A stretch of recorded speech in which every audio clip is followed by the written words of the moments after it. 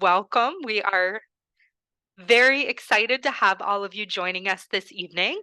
My name is Laura Beth Goldsmith, and I'm going to be running tonight's webinar on how to write a resolution, one of the trickiest things for students as they're just getting used to Model UN.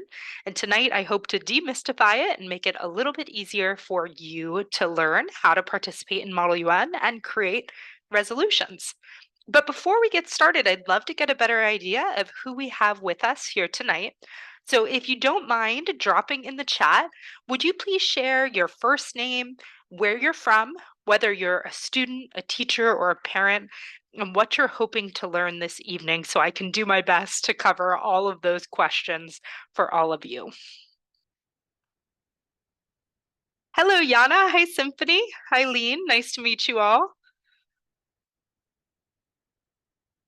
Oh, it's great to see we have people joining us from all over the world. I see some students and some teachers from the US and from Brazil and Ecuador and Mexico.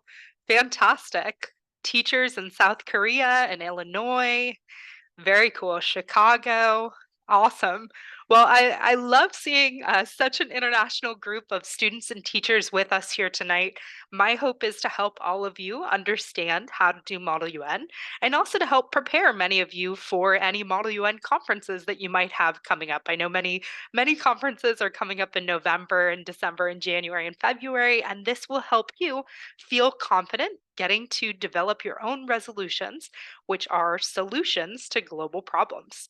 So before we get any further, I'd like to go ahead and introduce myself as well. My name is Laura Beth Goldsmith, and I'm the Executive Director of Partnerships at Best Delegate, which basically means I have the awesome job of getting to work with all of our students, parents, teachers, school districts, governments, and even the UN to set up sustainable Model UN programs and to teach Model UN. And I've been a part of the team at Best Delegate for over 10 years now, and I've been doing Model UN since I was a student back in high school and in college. And I've had the opportunity to travel around the world teaching Model UN and learning about different countries. I love to travel and have been to more than 60 different countries and all 7 continents. And I just love to learn about and discuss global issues. And I find Model UN to be an incredible forum for students and teachers to learn and discuss global issues. And so today, uh, we are here because Best Delegate is the world's leading organization for Model UN, and we want to help make it easier for people to do MUN. Over 10 million people have viewed our resources online, and we've had students from over 100 different countries join our programs and consistently rate our programs 4.8 out of 5 or better. And we run summer camps and workshops and conferences and more. And today we're just here to make Model UN easier for all of you. So, over the next little bit, we are going to cover a couple of things. We're going to start with why resolutions. Why is this something that you do in Model UN? We're going to talk about resolution writing 101. How do you even start to learn to write a resolution? We're going to talk about a smart resolution checklist to enhance your resolutions if you're a little bit more familiar with them. And then we're going to take some time to answer your questions and to give you some resources to use with your Model UN club or class. And so, with that, I'll jump first into resolutions. And in order to understand why we have resolutions, it's important to understand a little bit more about the UN and about the 5 stages of Model United Nations. So before the UN, there was a lot of escalating global conflict. World War I was, a horrific global event, and there was an attempt to create a world forum for people to talk about global issues and to prevent conflict through the League of Nations. But ultimately, it failed to prevent World War II from happening. And nations came together and said, never again, we can't continue to have this type of global conflict, and therefore created the UN in hopes of preventing war and solving global problems. Now, the UN is not perfect. Unfortunately, we still do have war and conflict that persists around the world, but it is a forum for global discussion and a means for people to try to solve these issues in a meaningful way. And at the UN, there are a couple of key principles. The first of which is peace and security. This is incredibly important. They want global peace and security for all people to be safe. Human rights is another key principle, making sure that all people are treated with the rights and dignity that they deserve. The rule of law is a key principle, and development is also a key principle. And the UN itself has six key organs. The most common one that you'll hear about in Model UN is the General Assembly. So, if any of you have ever been to an MUN conference, most likely you were in a General Assembly style committee. The General Assembly of the UN, that's the background picture of this slide, is the big room where all 193 member states are present.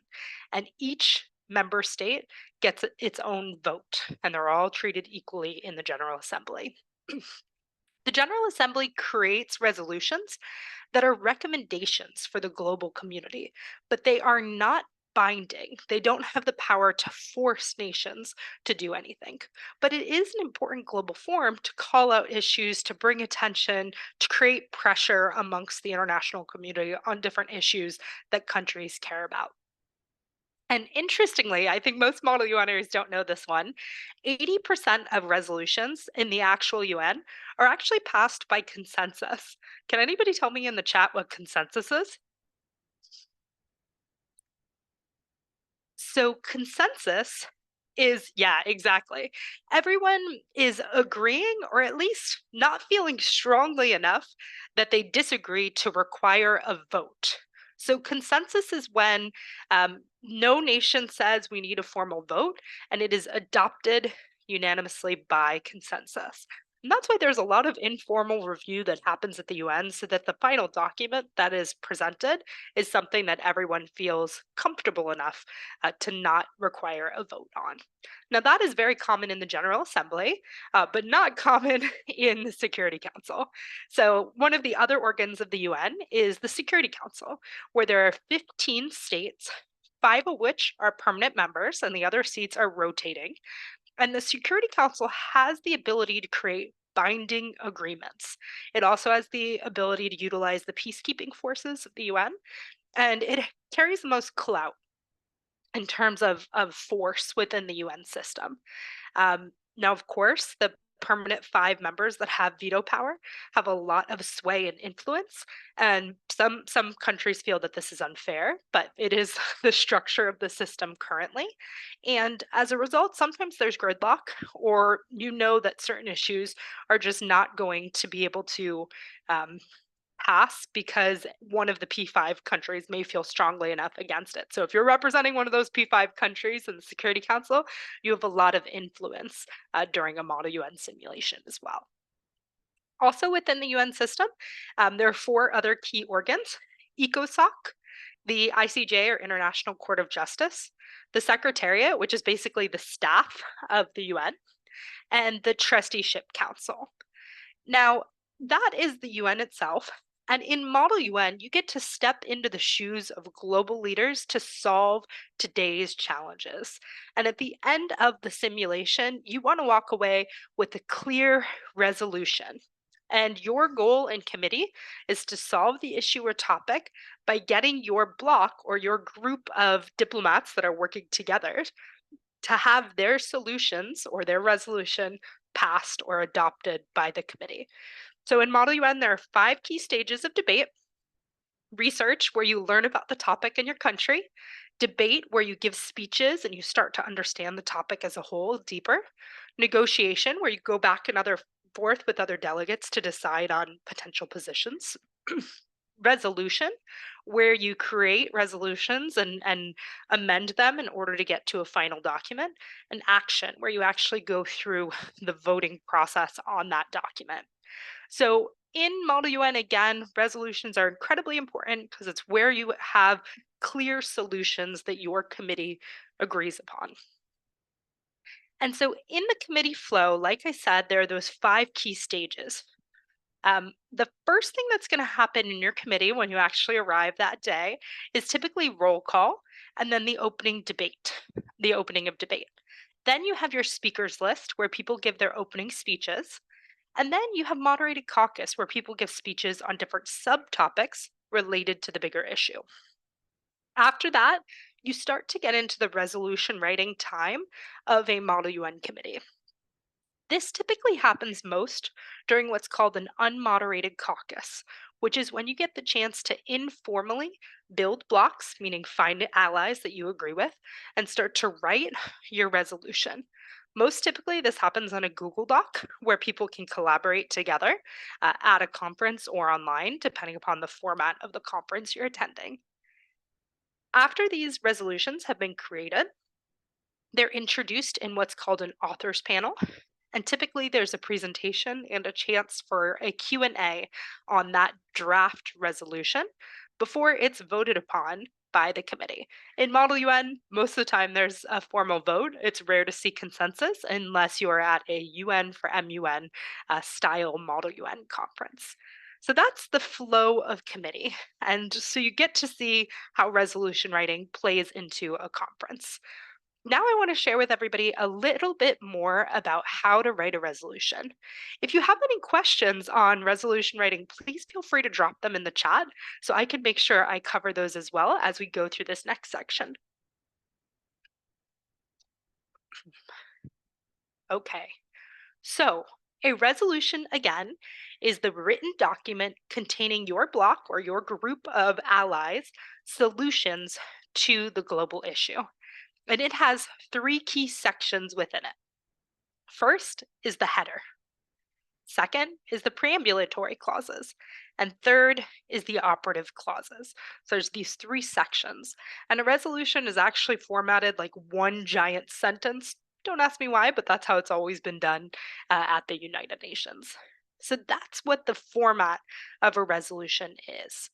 And the header is the top introduction. If you're writing a paper for school, typically you have a header at the top. It's the same sort of thing in Model UN.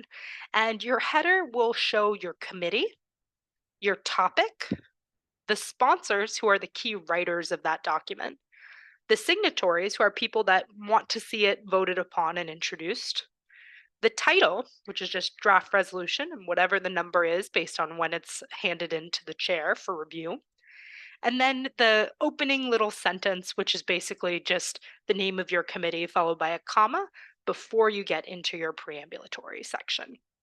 So again, header, just the top formal section. Most conferences have you do sponsors and signatories in alphabetical order so that there's not fighting or positioning over that.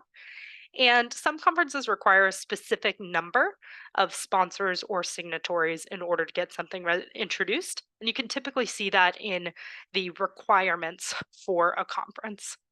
I see a great question that we're about to touch on, which is in regarding preambulatory and operative clauses. So next up, I want to explain to you what a preambulatory clause is. This is basically the introduction section of a paper or of your solution document. You want this section of the paper to first start with an italicized word in terms of formatting, and each of these phrases ends in a comma. And this section is focused on the issues. You want to say in your preambulatory clauses, what are the issues that you plan to tackle? And what are the past actions that have already been taken by the UN or the world in order to acknowledge them before you really get into the bulk of your solutions to the global issue?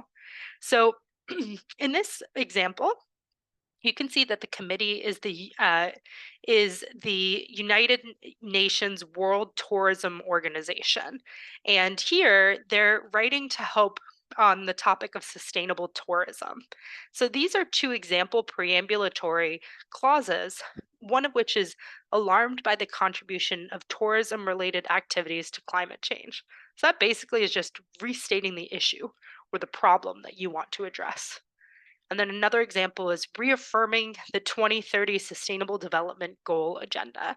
The Sustainable Development Goal Agenda also has key things around climate change and tourism integrated into it. You could be more specific, but these are examples of preambulatory clauses. Now, I see a great question, which is how many preambulatory and operative clauses should you have? You always want to have more operative clauses or more solutions than problems.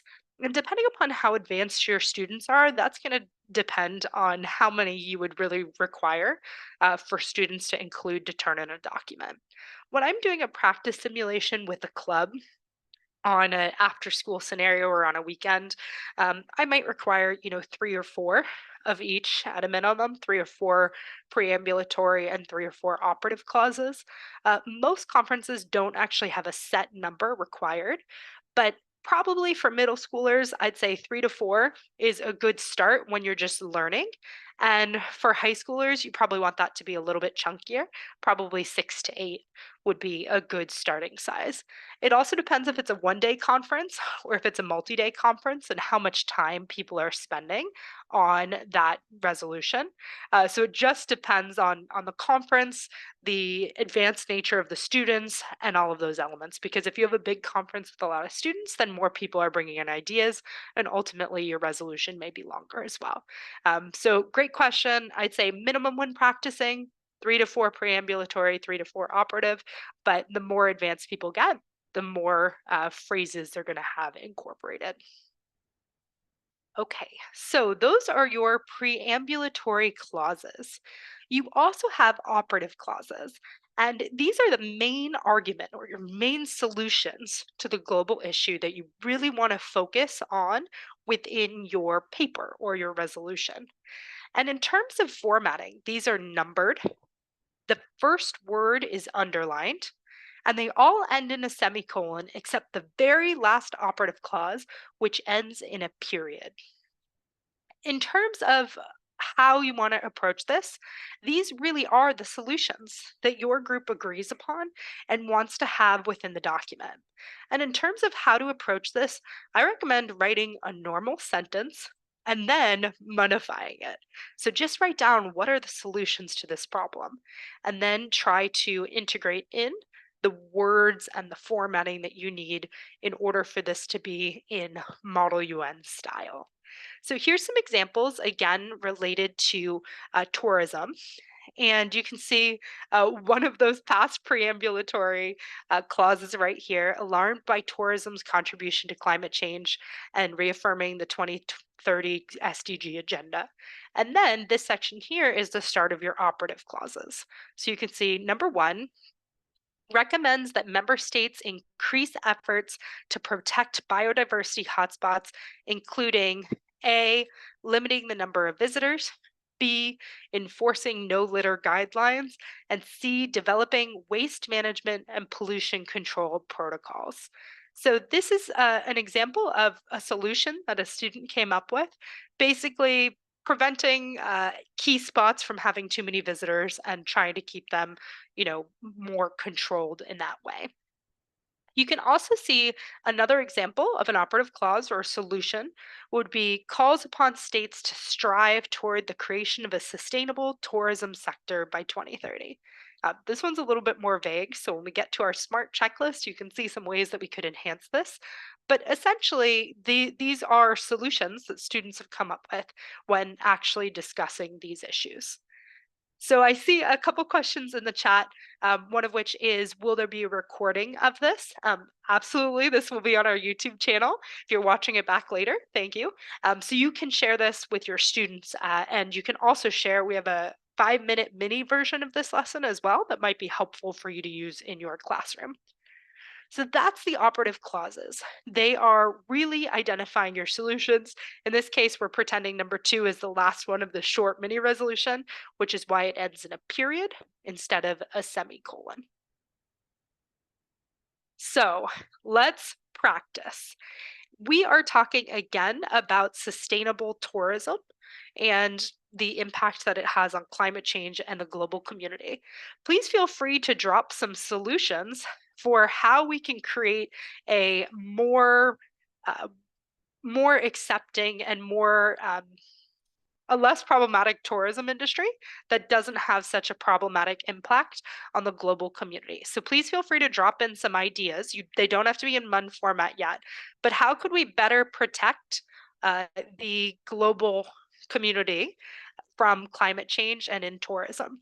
I see a great suggestion. Use bikes. Yeah, absolutely. So you could create, biking programs or initiatives in key tourism areas. Absolutely. That's a great example. Recycling initiatives, using electric cars, carpooling, Carbon taxes, limiting the amount of smoke factories can produce. Yeah, these are all great ideas. Supporting the use of public transportation instead of private vehicles. Absolutely. Those are all great ideas. Reducing non-renewable resources. Yep, these are all great. So I see a number of people made points about transportation. So let's use that example together.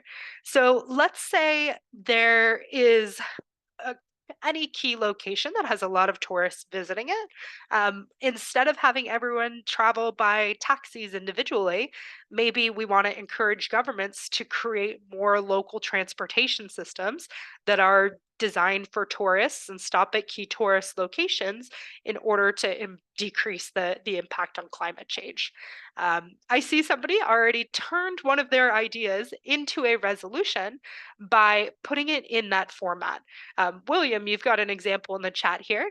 You said greatly recommends education on how certain locations need to be protected. Yeah, so that's a good example. Recommending education on the protection of key locations. Yep. Or if we look at the example I was just talking about, with transportation and access to sites, it could be something like encourages member states to create public transportation systems that are tourist friendly in order to reduce the number of people traveling by individual cars or something of that spot. Of course, you can make it more detailed over time, but that's an example of how you turn a solution into a specific uh, phrase that you can use, a specific operative clause. Okay, if anyone has other examples of potential solutions to this global issue, please feel free to drop them in the chat. I see a few more. Encourages the implementation of carbon taxes for private and public companies. Absolutely. Requests more trash cans in places that are tourist friendly to reduce litter. Yep, that's another great example. Again, it starts with one of those operative phrases. Absolutely. So again, when you're going from the idea to the official operative phrase, you want to include the number. You want to include the operative phrase, which is underlined. I know you can't do that in the chat. That's okay. And then you want to include that description or that solution sentence. I see another one. Great. Recommends the funding of more public transportation systems. Absolutely. That's a great example. Thank you. And one more, requests people use more renewable resources and take care of the environment. Yeah. So these are all examples of where you had an idea and then you utilize that operative phrase and you turn it into a more detailed clause that you can use in a resolution. Okay, so that's an example of how you modify it. You go from an idea to a actual solution. Let me see one more too. All right, Teresa, I see one. So this is your idea, but not yet in the format of a clause. So let's see the idea. Charging for parking so tourists will have a reason to use public transportation. Yeah, that's a great idea. Or just charging for parking to offset, to utilize those funds towards, a carbon reduction program or anything of that nature. But instead of just saying it like that, you want to start with your phrase. So you could say recommends member states have local authorities charge fees for parking and the use of, uh, you know, of individual taxis or vehicles visiting key national sites. So those are great examples. Any idea can be turned into a clause by utilizing that key phrase and formatting it appropriately. Juliet dropped one. Awesome. Endorses the use of social media to educate tourists on biodiversity in national sites. Absolutely. A lot of tourists are taking pictures of their sites and are posting it all over social media. But what if you could actually utilize social media to educate the tourists on how to visit those sites in a way that's more sustainable and positive on the environment? Yeah, great example. Thank you, Juliet. Okay, so there's lots of different ideas that you can have for any global problem, and you'll work with your block of students to create your document. You might not be the one that writes every single one of the clauses, but together your block or your working group will come up with that resolution, that draft resolution. And then typically you will hand it over to your chair who's facilitating to review it before it officially gets introduced. And you want to go through a little bit of a checklist to enhance your resolutions and make them stronger. So, you guys all shared some great potential clauses in the chat, but now let's talk about how we could make them better. I don't know how many of you are familiar with SMART, that acronym, or have used it in school or in a business setting, but you want to make your resolution SMART, which stands for specific, measurable, attainable, realistic, and time bound. So instead of just saying something along the lines of endorses the use of social media to educate tourists on biodiversity and national sites, you might want to be more specific and include, some sort of measure by, having information available at all the key national tourist sites, and you want it to be time bound. When will all of these be created and implemented by? So you take your idea from being general and a little bit more vague, and you make it smart, specific, measurable, attainable, realistic, and time bound.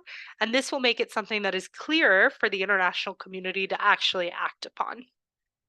So that's one key thing you can do to strengthen your resolution. You also can prepare yourself for a smooth authors panel, which is when some of the key sponsors introduce the actual resolution. And when you're preparing for the authors panel, you want to stay focused on your solutions. You're not really going to spend a lot of time on the problems. Everyone in the committee agrees on the problems generally. And you're going to want to focus on having answers ready to the top objections that other people in the committee may have. So you may believe in a carbon tax, or you may believe in some specific thing that's a little bit controversial within the room. You want to be prepared for why that's part of your resolution and ready to defend that when Q&A, question and answer, happens as part of that authors panel. And then you want to be ready for the vote. You don't really want to be surprised. You want to have a good idea of whether or not your resolution is going to pass. Sometimes during unmoderated caucuses, you can go around and ask, does anybody have any questions on this? What are the things that you disagree with? Do you have any recommendations for friendly amendments we could make, which are changes we could make in order for you to be on board with passing this resolution? So you want to prepare yourself for the vote and make any changes that your country is comfortable with without sacrificing your overall policy and beliefs in order to make it as likely as possible for your resolution to pass. I see a question. There are some people who are walking thesauri and are ready to edit things beyond belief. I would say you want to be kind and diplomatic with the group of people that you're working with. You can help edit other people in your group's clauses, but you don't want them to feel like you're stepping on their toes. So do it in a collaborative and positive manner in order to make the overall resolution as strong as possible. So that's how you can strengthen it. You also want to make sure that your resolution answers some specific questions. Who is impacted by the solution? Where will it be implemented? When will it be implemented? For example, by 2030 with the Sustainable Development Goals. Who is responsible for its implementation? Is it member states generally, or is it specific local tourism organizations? Who is ultimately going to be carrying out this action? How will it be funded? This is often something that's missing from MUN resolutions. And how will you measure success? What is the reporting mechanisms that are part of that initiative? So that is a checklist. You actually ideally want every one of your operative clauses to answer all of these questions in order to have a really strong document. I see a couple more questions. Are the people who are funding the resolution signatories? Great question. On the Best Delegate website, there's an awesome article on how are resolutions funded. I would encourage you to check that out. This is the student resources page of our website. and there's a section on resolution writing specifically, and there's an article on 10 sources to fund your solutions. And I'll have my colleague Tony drop that article into the chat as well. But feel free to check that out. The answer is complex and it depends on what committee you're a part of. But for more advanced students, you'll want them to start to integrate that into their resolutions.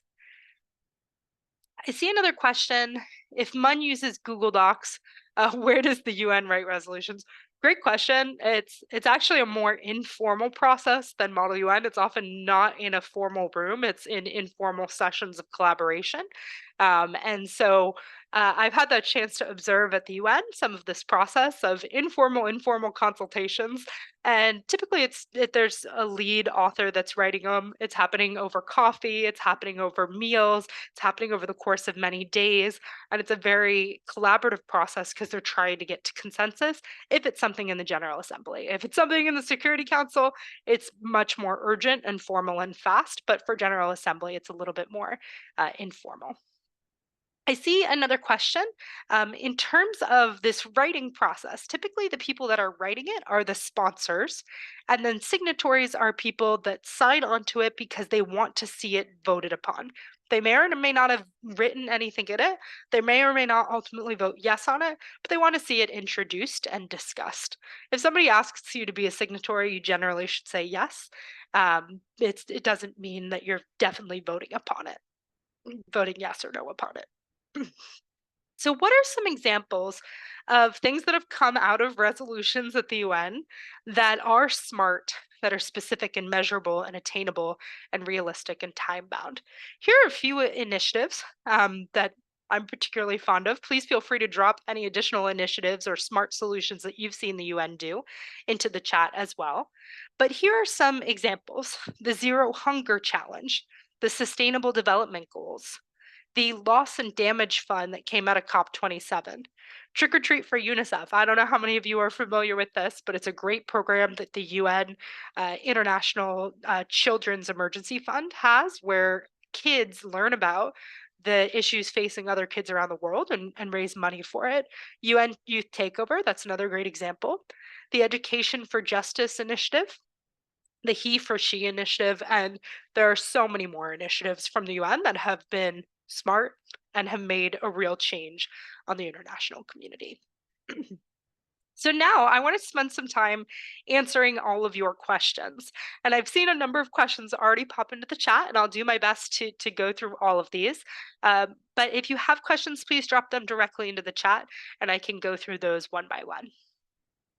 So I see a question: are the sponsors voted between the delegates who worked in a specific resolution? So let me explain how sponsors and signatories differ from the ultimate vote. Sponsors are people that write the document. Ultimately, most of the time, a sponsor is going to vote in favor of it. Occasionally, they won't if there's an amendment made to it that they no longer agree with, which specifically is called an unfriendly amendment. But typically, your sponsors will ultimately vote yes. A signatory is just somebody that wants to see that document formally introduced as a draft resolution. They may or may not vote yes on it. They have the choice ultimately on whether or not they want to. I see another great question. Are there differences between crisis resolutions and normal resolutions? Yes. The frame that I am talking about today, this is generally what's done on most typically General Assembly style resolutions. And for UN Security Council style committees, you also turn in a resolution that's similar to this. If you don't know what crisis is, don't worry. Crisis is a more advanced style of Model UN that is fast paced, and you can represent a country or you can represent an individual person, either in a present day crisis or in a historical or futuristic crisis. And in crisis style committees, there are formal written documents, but you have a variety of different documents: directives, press releases, resolutions, and more. Maybe we'll do a future webinar on that topic. We also have workshops on crisis where you can learn a little bit more about all that. But I would say what I've shared today is best practices for General Assembly and Security Council style committees, as well as most UN organs. But if you're in a crisis or a fantasy style committee, it may deviate there. I see another great question from Juliet. Um, how large usually are GA committees? This really varies based on whether or not you're at a local conference or a big national conference. GA committees could be anywhere from 20 or 30 students all the way up to 400 students, because sometimes you'll see a General Assembly style committee where all 193 member states are represented, and it's actually double delegation, which means there are two kids from the same school working together representing one country. So when that happens, the committees can get pretty large. So you may have in that type of a committee 7 different resolutions that are created. And you may have a process of merging resolutions as well to ultimately get them introduced and voted upon. I see another question from Matt. Does every state include a resolution or just a handful? Does everyone get a spot if they want to create it? This is really based on students' own participation. Um, Generally, I encourage all of my students to be involved in the resolution writing process and to sponsor a resolution. I think it's a great way to learn and to grow. It doesn't have to be perfect, but it's better to try than to not try. So, yes, I think everyone should have the opportunity to be part of a resolution and to really actively participate in the simulation. See another question. Do you need a specific amount of signatories to pass a resolution? Um, Number of signatories is required to introduce a resolution. It's not always required. It depends on the conference. But whether or not a resolution passed is typically just based on, a majority vote. And in the UN, it's specifically based upon not having any vetoes and having more yes votes than no votes. Abstentions don't count towards whether or not something passes. So if somebody abstains, that doesn't hurt your resolution's chances of passing. Can you be a signatory for multiple resolutions? Absolutely. There's no reason not to be. Again, it's just kind of a diplomatic thing to do. Everyone wants to introduce their papers. It's a good thing to say, of course, I'd love to see this introduced and debated. That's not a bad thing to do. Symphony asked a great question. Are you more likely to win an award if you present the resolution or if you do a Q&A? How can you prepare? So this is a little bit controversial and hard because there may be 10 people working together on a resolution. You spend a lot of time and effort creating it, but the conference may have a rule that only 4 people can be up on the authors panel, or only 6 people can. Whatever the conference sets, that is the rule. Sometimes they'll allow 4 people at a time. So they may let some people go up and actually read off the resolution, and some people go up and answer the Q&A. Both of those things are good. It's always good just to be visible and participating in committee. If I had to say as a chair, which one am I more impressed by? I'm more impressed by someone effectively answering questions and debating and being diplomatic than I am by somebody just reading the resolution itself. Both are great, both create visibility, but if you can, try to be part of that Q&A and try to effectively answer questions while also being diplomatic with the people up with you. But I'll say I've also given best delegate to somebody that I could tell was creating the resolution all along, but then let a newer student go up for the presentation. But I knew how much of that document had actually been created by the person who stepped down and let somebody else present. So that's a great point, is when you can present, great, but don't feel like if you don't present, you didn't succeed. That's not the case at all. I see another question. Are there different motions? Yes. So parliamentary procedure is a whole nother element. How do you actually go through the process of the simulation? And we have a great resource, which I'll go ahead and share. It's called a one-page cheat sheet. And we will put this in the chat as well for everybody, but please feel free to check this out. It has tips on resolution writing, as well as key terms and the committee flow and how to make motions to go through the process of the committee. So definitely check out this resource. It will tell you how you go from roll call all the way through voting and the different motions that are made, which are the formal ways to get things to happen in committee. And then you'll also see here on this same document it has tips for resolution writing. It again gives you the three different sections and what you do in them, and it gives you examples of how you do it.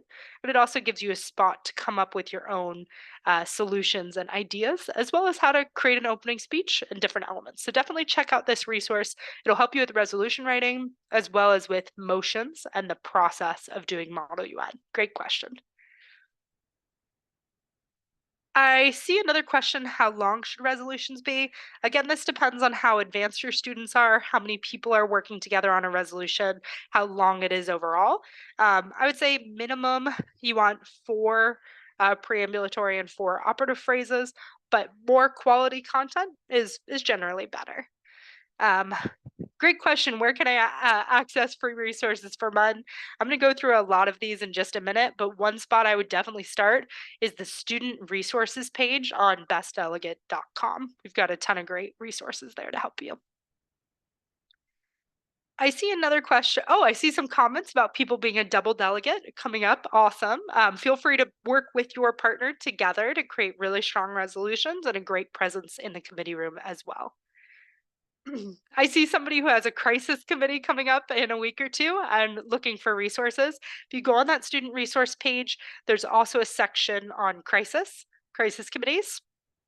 Definitely check out. We have a free guide and a number of different resources to help you learn how to do crisis notes, how to, prepare for that style of committee overall.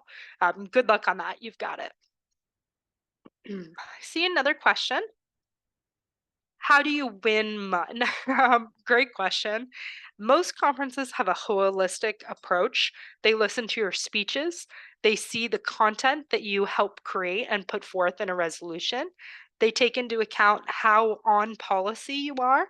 They watch and see how you work with, debate with, and create a positive environment with other delegates. They see if you help present in the authors panel and also whether or not your resolution passes. All of that can be taken into consideration when the chairs who are helping run the committee ultimately determine awards if a conference has awards. So most conferences have a holistic system. Some conferences out in California and elsewhere will actually have a scoring system where they count the number of speeches you give and other things. But I would say just be your best self, try to bring out the best in the committee, and that's going to put you in the best position overall. Um, I see a question from Christopher, feeling pressure to be a signatory, and that it's common courtesy. Is it wise to just sign or to defer? Generally, I'd sign. Maybe if you're representing the DPRK, North Korea, on the topic of nuclear disarmament, you might choose not to sign because it's aligned with your country policy to kind of be a little bit more strict and firm in that position. But I would encourage you to do the common courtesy of being a signatory most of the time, unless your country policy strongly disagrees with everything in a document. Great questions. I see another question. How does writing a resolution in general affect how you're graded? The better resolution you create, the more likely the chair is to ultimately determine that your group that people from your delegation should be winning the awards. And chairs see a lot more than you think. They often can tell who's writing what based on the way you answer questions, the content, and whether it aligned with your opening speeches and moderated caucus speeches, and more. I see a comment from Charles. I've been in dissect committees that were more than 100 delegates and was able to write a resolution but not go on the panel because I didn't know all the ideas. So, how can you ensure that all of the delegates put their ideas in and that it can be explained by everyone? Um, I think this comes down to during the unmoderated caucuses, selecting in advance who's going to go up and having them get everyone's input on especially the most controversial parts of a resolution so that they can be explained effectively. And how do you decide who presents? It's hard because everyone thinks they deserve to. Normally there's a couple of organic leaders within the group that contributed the most that are likely to get to present. Sometimes your group votes on it, to make it as fair as possible. Sometimes they don't talk about it at all and it's the first people to stand up out of their chair. I don't recommend that. I recommend you talk about it with your group in advance, and do it based on contribution and meaningfulness to the group. I see a question. When would it be a good idea to abstain from a vote? Um, Essentially, if you don't feel like your country believes it should pass, but you don't feel strongly enough that you need to vote against it.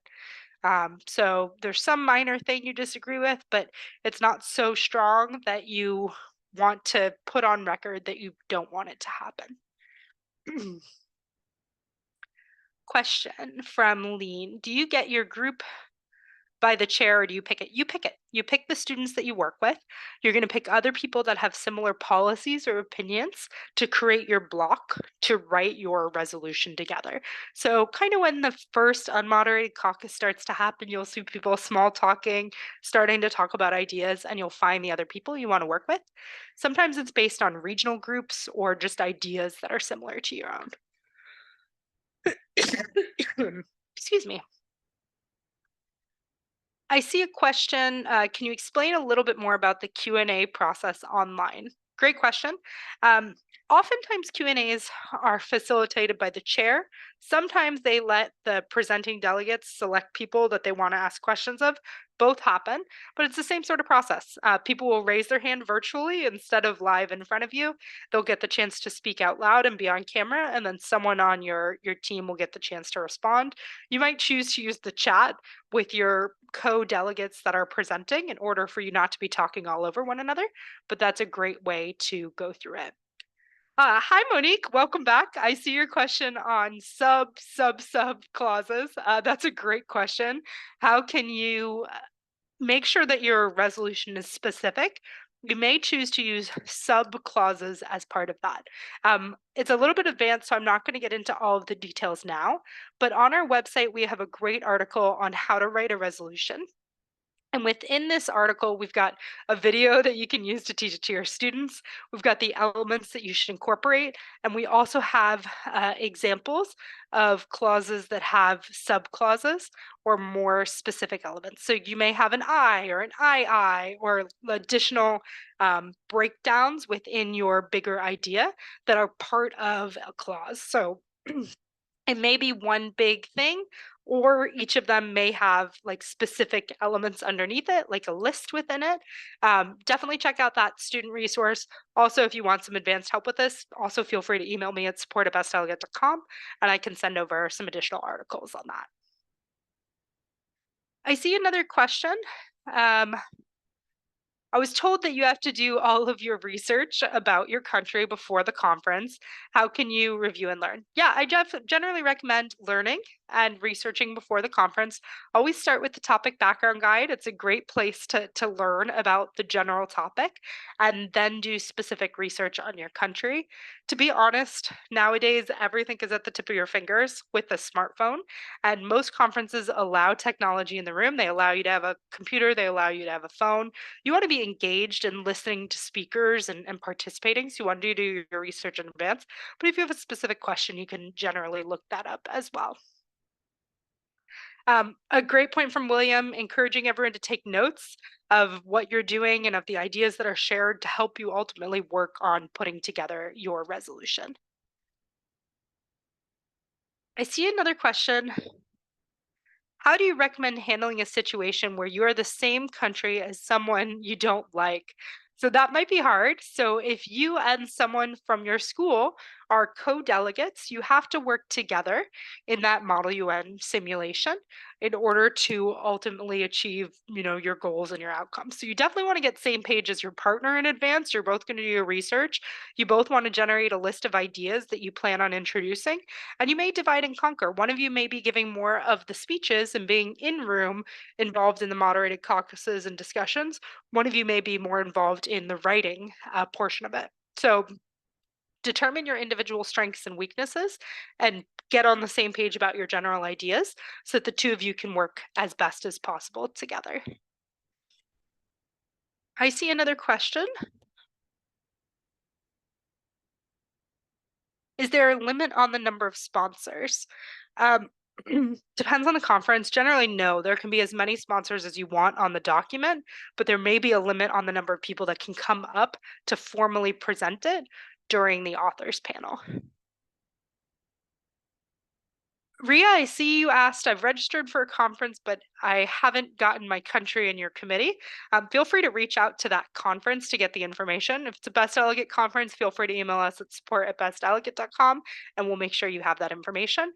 Either way, get started on your research by reading the background guide. And then after that, you can go from there to get as prepared as possible. I see a question. Are we going to practice conferences? I highly encourage people to do practice conferences.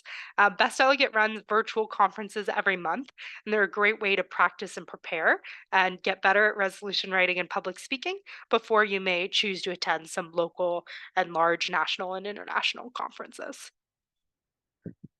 Okay, I see a couple more questions in here, um, many of which are about resources.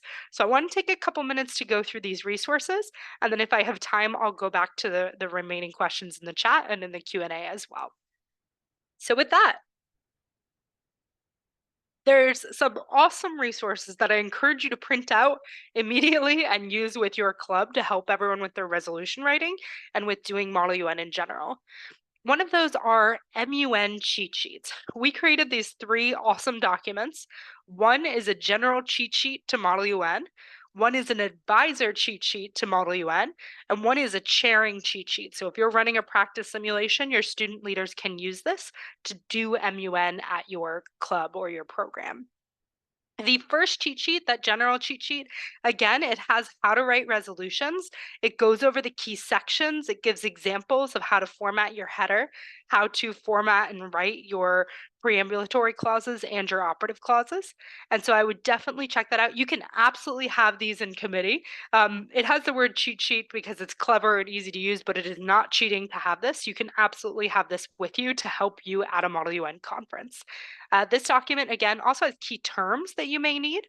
It has the committee flow that happens over the course of a conference, and it has fill in the blank format to make a motion, which is essentially to influence the process that you're going through at a conference. And it also has how to write an opening speech. And all these have QR codes that link to articles that can help your students learn even more about doing these different elements at a Model UN conference. So if you don't have these already, I would print this off for every one of your students to utilize as they prepare for a Model UN conference and bring it with them to every conference. Some conferences we partnered with already and they'll have it for you, but I generally bring it with you to a conference. Again, that cheat sheet to Model UN, the general one, it helps you prepare for committee in advance by giving you a spot and the concept of how to do an opening speech, and by giving you space to start to come up with issues and solutions.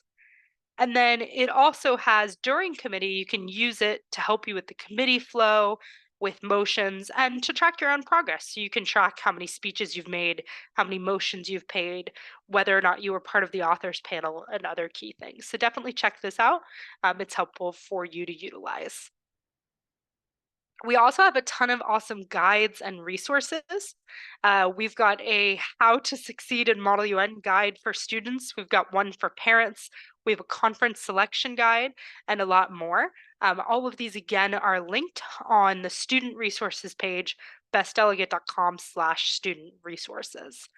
And we also have training videos. So I know I took an hour today to talk all about resolutions, but if you want to show it to your students in 5 minutes or less, we have an awesome resolution writing video that Ryan Villanueva, one of our co-founders, helped to create. We've got videos on what Model UN is, how to research, how to do an opening speech, and more. So I definitely check out all of those as well. I also see a great question in the chat. What is a Best Delegate Conference? So there are a lot of different opportunities to do Model UN, some of which are run by our organization Best Delegate, and some of which are run by other colleges and other high schools and organizations around the US and around the world. Best Delegate conferences happen once a month. They're online and done virtually via Zoom, and they're run by our incredible mentors who guide students step by step through the process of participating in Model UN and give them feedback on their participation. Specifically, these conferences happen every month. They're about $40 per student, and they happen over the course of 5 hours online. Our next one is November 4th. We still have a couple more spaces if you want to sneak in and join us at that one. We have one December 9th and January 13th. 14th, and also in February and March. So definitely a good opportunity for your school to participate in Model UN. There are also in-person conferences that happen all over the country that are run by different local high schools or local colleges. And there's a conference database on bestdelegate.com where you can find all of the conferences that are happening around the country and the world. So definitely feel free to check that out as well. Also, if you want to continue to learn Model UN, there are a few more ways you can do that with Best Delegate. We run incredible summer camps. If any of you here today have joined one of our summer camps, please feel free to share about it in the chat. But they're a really fun way, either virtually or in person, to do Model UN over the summertime. They're typically 5 days long, and an intensive opportunity to get guided by our mentors, hang out with like-minded peers, and learn a ton and become global citizens. And at these sessions, we run them virtually as well as on top university campuses around the country. I see a couple people, Symphony and Kimura, joined us in Boston and had a super fun time. Thank you for joining us today as well. We run them on Georgetown's campus, on Berkeley's campus, at UCLA, at Columbia, at Boston University, and other top schools around the country. So like Symphony said, they're a lot of fun, and we highly encourage you to join those as well. We're actually launching our summer programs on December 1st, so feel free to check back on our website then if you're interested in enhancing your Model UN skills even further. And then we also do run workshops on a regular basis. And we have workshops on Model UN 101, on Crisis 101, on how to chair, on how to win awards, on advising MUN clubs, and more. And we just had an awesome set October 14th, and our next set of public workshops is on January 13th. So I would definitely recommend joining us for that and picking a session that meets your interests and leveling up your Model UN skills then as well. And we'll continue to let everyone know on our email list if we have any other free webinars coming up and other opportunities to do Model UN with us. And I saw a couple of advisors and student leaders in the chat who wanted even more help with your MUN program. If you need more help getting an MUN program off the ground, I'd also encourage you to check out our new Club Accelerator program, where one of our expert MUN mentors will guide you through the process of creating an MUN club. So it's 10 hours with one of our experts to help you plan your leadership team, to do Model UN 101 and teach your students how to participate, and also a practice conference with your club specifically. So definitely check out our workshops, check out our conferences, check out the Club Accelerator program and our summer camps. And if you need Model UN resources, please don't hesitate to get in touch and to work with us. If you have any questions, you can email us at support@bestdelegate.com, or you can give us a call or schedule a call. You'll be talking with either Tony, who's one of our fabulous team members, or myself, and we will help you get your program off the ground and really excelling over the course of the year. So I really want to thank all of you for joining us tonight. I hope this was a really helpful way for you to learn more about resolutions. And I hope that you all continue to do Model UN because it's a really fun activity.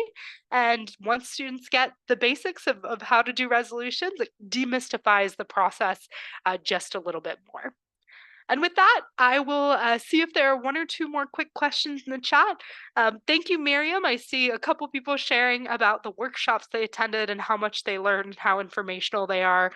Glad you had a great experience. I definitely encourage students and teachers to check those out. And if you have any recommendations for future webinars, please also feel free to drop them in the chat or send those to me at support@bestdelegate.com because we're here.